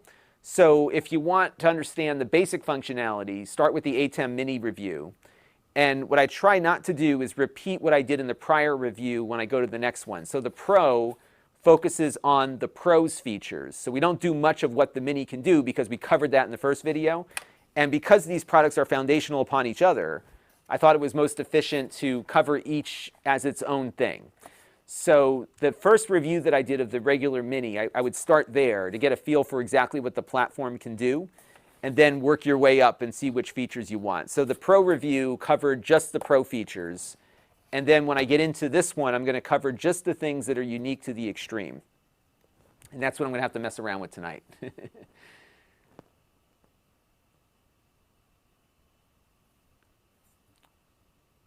So here's a good question. Would I consider adding this to my setup? Probably not for what I do day to day. vMix does everything I could ask it to do and more. So I have found vMix to be really flexible. The reason why I keep these around is that I'm often, if I'm doing something in a different part of the house or I've got a live stream to do. So for example, we didn't end up using it, but when I was out at my brother's place, you know, rather than having to come up with this elaborate vMix setup, I brought the Mini Pro up with me so we could have a multi-camera live stream because it's just simple, you know? If you're doing something really simple, these are fine. And to some degree, it might be better than maybe running with, you know, with OBS or something because you got an appliance that does all of it. But for day-to-day, no. I think vMix for me is much more powerful, but it also has me tied to this room because I have it on my desktop computer. That said, vMix runs very well on gaming laptops that have NVIDIA GPUs, so you can kind of get away with both there. So it's interesting. Now I could also, by the way, just to point out this question here from Aware, I could already do effects in the reviews with vMix if I wanted to. I try not to get too crazy with stuff. I found that what I do is good enough for most people, so I don't go nuts with the effects and stuff, but you have that as an option. Yeah, I could maybe do more. So what's cool is that you could integrate this, with vMix. And so, to some degree, granted you can only have one up-as program at a time, but if you're trying to simplify your capture, this might be a good way to simplify it, because you can run this out even with just the USB and have 8 1080p 60s in. And then you can do all of the switching and effects and have them just haul over to vMix. 'Cause that's what I'm doing right now as we're playing around with this. So for example, I'll pull up this camera here. So this is the, this is the camera, this is the output from the ATEM going through vMix. So the title is from vMix, the output is on this. So yeah, it gets confusing. That's why I'm going to try to really simplify it for the review. And here's another great, you can nest them together, that's right. So Patrick Chang here says you could plug the Pro into the Extreme. That's right. So you could plug this in to one of the inputs here and keep going. So you could really get nuts with this if you wanted to have a lot of inputs. Martin is late. That's okay. You can rewind. You can definitely do that. Cyber Shadow. In our church setup, we upgraded from the Pro to the Extreme to make use of the second DVE so we can have side-by-side layouts of camera and presentations. And that's a real strength of this one, because you can do that kind of stuff. Are you using, that's right, because you have the DVEs on all of the, how many of those do you get? Let's take a look here real quick at that. So upstream key 1, here, let me pull up my screen here so I can show you that. Yeah, it's been a while since I've had a DVE option on my ATEMs here. So you have DVE on upstream key 1. Upstream key 2 has one. How many DVEs do you get? You get one here too. Wow, is there 4 DVEs? It looks like there is. Yeah, I gotta go back through the specs on this, but you do get a lot more flexibility for what Cyber Shadow is describing there for sure.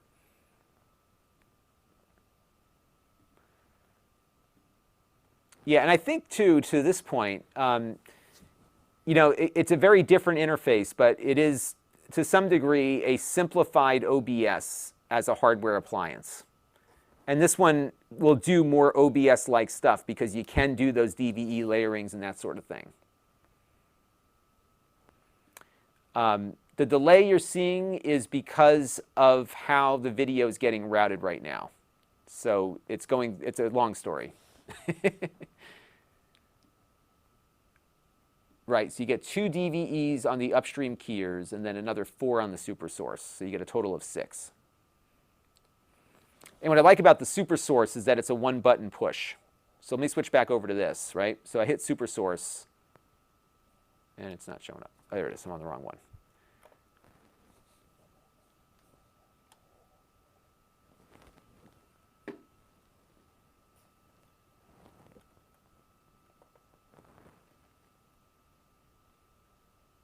So on SuperSource, you get, in this setup here, you basically get 5 things on screen at once. A background layer, which can be video from another input, and then 4 of the other inputs max. Total of 6. So it's pretty good stuff. All right, everybody. Frank is asking in the Amazon, do they have much in the way of firmware updates? They do. This one got one right when I plugged it in. I don't think they come in frequently, but what'll happen is you'll get, you'll download the software on the computer and it'll tell you there's a firmware update available. Doesn't take long to install it either, it just goes in over USB. So good stuff. All right, everybody, I'm going to do some homework and come up with my game plan as to how I'm going to shoot this video tomorrow, and we'll figure it out from there. What's funny is that this kind of review doesn't do all that well in viewership, but the people that watch it really are interested. So you get high engagement, and the affiliate links do really well with these, especially if I can adequately explain how to use it. And I think what this is a good opportunity for me is to finally figure out how all of this chroma key and keying stuff is going to work. So I'm going to spend some time trying to figure all that out. So that is it for now. And I will catch you all in the very near future. You all know where to find me, and we'll go from there. So hopefully this wasn't too confusing for everybody, because I have like a million things hooked up right now, and I can see this being really confusing. So we'll figure it out from there. Thank you for the kind note, Patrick. I just shut down my title for some reason on that. But we will be back again soon. So don't touch that dial, everybody. We will have more to come on this. We'll have a full video review of this coming soon. And then if you're a fan of my retro video game stuff, I got another one of those blind box magazines from the Video Game Foundation, so we'll do a unboxing of that in the near future. And if there's something you want to see specifically on the review, send me an email at Lon@Lon.TV. And if it hasn't been covered in the other two that I did, I will most certainly cover it in the review of this one. Because again, I'm going to focus on just what's unique to this device. So there you go. All right, everybody, catch you in the, on the flip side. We'll talk soon. Bye-bye.